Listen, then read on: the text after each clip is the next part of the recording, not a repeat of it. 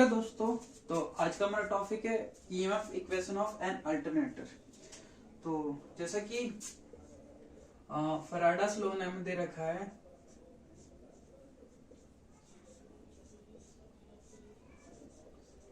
ठीक है। इसका मतलब होता है फ्लक्स, इसका मतलब होता है टाइम। ये फ्लक्स को प्रेजेंट करता है और ये टाइम को प्रेजेंट करता है, ठीक है। आप इसे फाई जो भी आपको सही लगे वो आप कह सकते हो, फ्लक्स और टाइम। अकॉर्डिंग टू फैराडास लॉ ने हमें क्या बताया कि किसी रिलेटिव मोशन से फ्लक्स जनरेट होता है, उसने ये बताया, ठीक है। तो यहाँ क्या देखना है, E average per conductor is equal to D Q या D five by D T. Q कह लो, फाइव कह लो, टी कह लो, आपको रिमेम्बर रखना, याद रखना है, ठीक है। तो इसे फाइव भी कहते हैं, मुझे तो सब एक जैसा लगता है, तो आप इसे फाइव कह लो। तो D five by D T होता है, ठीक है। वेयर अब मैं कहूँ कि डी फाइव की वैल्यू क्या होती है, डी फाइव की वैल्यू होती है, ये D five by D T की वैल्यू होती है P five by one by N.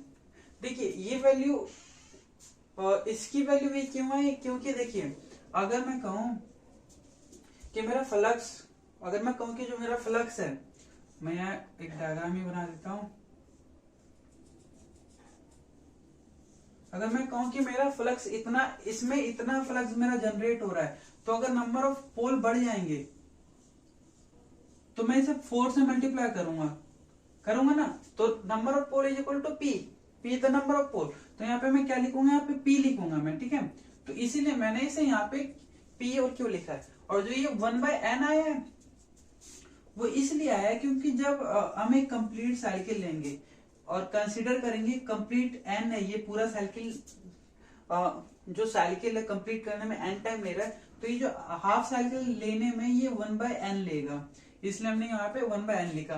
तो जो हमारे पास वैल्यू आ जाती है वो आ जाएगी P pi by N, by नहीं आएगा, मल्टीप्लाई में आएगा, पी फाइव एन, ठीक है। तो हमें जो ई एवरेज की वैल्यू मिलती है वो क्या मिलेगी, ई एवरेज पर कंडक्टर, याद रखना वैल्यू क्या आती है, पी एन फाइव, ठीक है, फ्लक्स। अब हमको क्या करना है, पी एन की वैल्यू निकालनी है। बेसिकली जो पी एन की वैल्यू होती है वो होती है 2f। अब मैं आपको बताता हूँ 2f कहां से आया। देखिए हमारे पास एक रिलेशन है, रिलेशन क्या है, रिलेशन हमारे पास capital N is equal to 120f by P, where जहां small n is equal to capital N by 60। जो स्मॉल n होता है ये भी स्पीड है, और जो कैपिटल N है वो भी स्पीड है, लेकिन स्मॉल n की जो यूनिट होती है, यानी जो भी यूनिट होती है वो RPS, रेवोल्यूशन पर सेकंड। इसकी जो यूनिट होती है वो रेवोल्यूशन पर मिनट। ये बड़ी यूनिट होती है, ये छोटी यूनिट होती है, ठीक है। वो मिनट में टाइम है। तो ये एक फॉर्मूला है, इस फॉर्मूले को आपको इसमें पुट कर देना है। देखिए क्या होगा, आपको पहले मैं P N is equal to 120f हो गया। इस फॉर्मूले से मैं ये यहां से ऐसा आया, ठीक है। अब n की जगह मैं वैल्यू पुट कर देता हूं, क्या पुट करूंगा, 16 small n is equal to 120f, ठीक है। अब p और n हो गए, अब 120f डिवाइडेड बाय 60, तो यह आ जाएगा 2f बाय पी एन। देखो ये वाली वैल्यू यहाँ पे मैंने आपको बताई थी, ठीक है। तो आपको ये दो वैल्यू याद रखनी है, और तो ये डेरिवेशन की तो कोई जरूरत नहीं है, P N is equal to 2f होता है, इसे याद रखना है, ठीक है। मैं इसे इरेज कर देता हूँ। और ये आपका जो है ये साइक्रोनस स्पीड का फॉर्मूला, तो ये फॉर्मूला भी आपको याद करना है, ठीक है। कुछ चीजें आपको याद करके रखनी है, अगर आप सबको ड्राइव कर सकते तो बहुत अच्छा है, अदरवाइज आप सीधा सीधा याद कर लो, धीरे धीरे बाद में कॉन्सेप्ट पता चल जाएगा कि कहां से क्या आया। आपको 2f पुट करना है, तो मैंने क्या करना है, 2f पुट कर दिया, ठीक है। ये जो वैल्यू थी ये V एवरेज पर कंडक्टर की थी। अब मैं चाहता हूं कि मैं जो V एवरेज निकालूं पर पोल की निकालूं, ठीक है।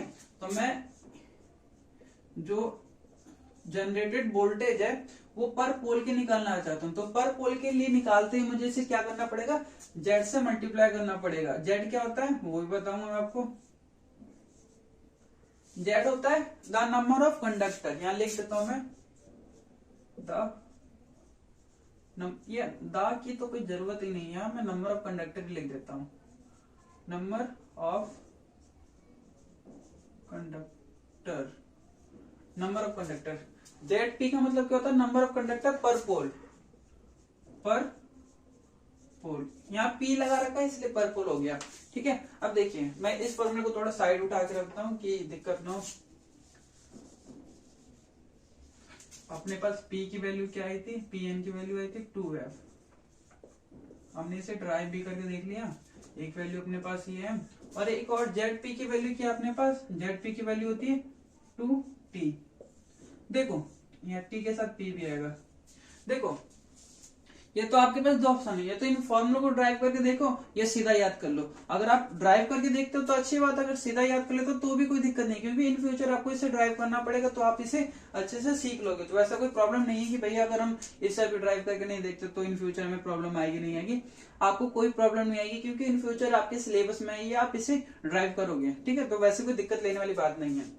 तो जेड का फॉर्मूला होता है 2TP, टी का मतलब होता है टर्न, पी का मतलब होता है पर फेस। आपको यहां पुट करना है 2f फाइव और इसकी वैल्यू क्या है 2TP। ठीक है, अब जब 2 से मल्टीप्लाई होगा तो क्या हो जाएगा 4f 5TP। ठीक है, यहां तक जो एवरेज पर फेस है वो वैल्यू हमारी कुछ यहां तक आ जाती है। ठीक है, कुछ यहां तक हमारी वैल्यू आ जाती है, तो ये आपको यहां तक ड्राइव करना है। फैराडेस लॉ से हमने ये लिखा, इसको हमने ये लिखा, और इसकी वैल्यू हमारे पास आई PQN, जो PQN लिखा, PN की वैल्यू हमारे पास 2f आया, 2f की जगह 2f आया, और फिर हमने जो हमारे पास आया ये पर कंडक्टर था, देखिए यहाँ पे C है पर कंडक्टर, फिर हमने क्या किया पर फेस निकाला। ठीक है, हमने क्या किया पर फेस निकाला, पर फेस निकालने के बाद हमारे पास जो वैल्यू आई वो क्या आई 4f फ्लक्स TP। ठीक है, टर्न पर फेस। ओके, अब आपको क्या करना है, एक फॉर्मूला है KF, आप इसे फॉर्मूला कहो या फैक्टर कहो, क्या होता है वो क्या कहता है कि RMS divided by average value. ठीक है, ठीक है, एवरेज वैल्यू, यानी अगर आपको आरएमएस निकालना है तो आपको फैक्टर पता होना चाहिए और एवरेज वैल्यू पता होना चाहिए। तो जो साइन वेव होता है उसका जो फैक्टर होता है वो वैल्यू होती है 1.11, और एवरेज आरएमएस की वैल्यू हमें नहीं पता और एवरेज की वैल्यू हमें पता है। एवरेज की वैल्यू क्या है 4f TP। ठीक है, पाई इसलिए याद हो गया ना कि मतलब इतने सारे डेरिवेशन करते करते ना चीजें याद हो जाती हैं यार। तो आपको क्या करना है, इस वैल्यू को इससे मल्टीप्लाई कर देना, फिर आरएमएस की जो वैल्यू आ जाएगी वो क्या वैल्यू आ जाएगी, मैं ऊपर वाले को मिटा देता हूं, इसकी कोई जरूरत नहीं अपने को। तो जो आरएमएस की वैल्यू आ जाएगी, आरएमएस की जो वैल्यू आ जाएगी वो आ जाएगी 4.44f TP। ठीक है, तो ये जो हमारी वैल्यू आती है इसे कहते हैं हम EMF equation of an alternator. ठीक है, एक अल्टरनेटर की EMF इक्वेशन है।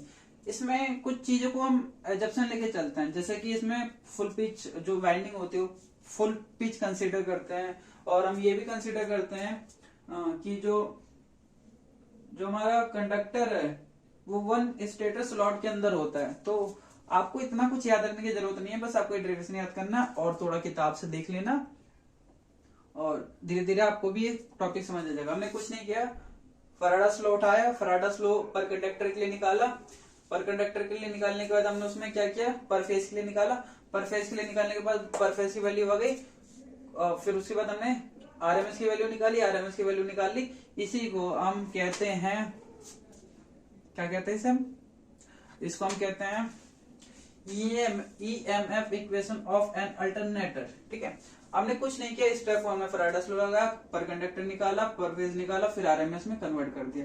4 स्टेप में हमने इसे कंप्लीट कर लिया, कोई टेंशन लेने वाली बात नहीं है। कुछ फॉर्मूले जो आपको याद करने हैं, अदरवाइज मैं फॉर्मूले यहाँ लिख देता हूँ कि आपको क्या क्या याद करने हैं, किस किस की वैल्यू आपको पता होनी चाहिए। ठीक है, तो इनकी वैल्यू आपको पता होनी चाहिए। और यहाँ पे एक और वैल्यू था d5/dt इज इक्वल टू क्या फॉर्मूला था, P/N/ϕ। ठीक है, कुछ फॉर्मूले आपको याद रखने, याद ना भी हो तो भी कोई टेंशन लेने वाली बात नहीं है, आपको धीरे धीरे आगे याद हो जाएंगे। तो आज के लिए बस इतना ही।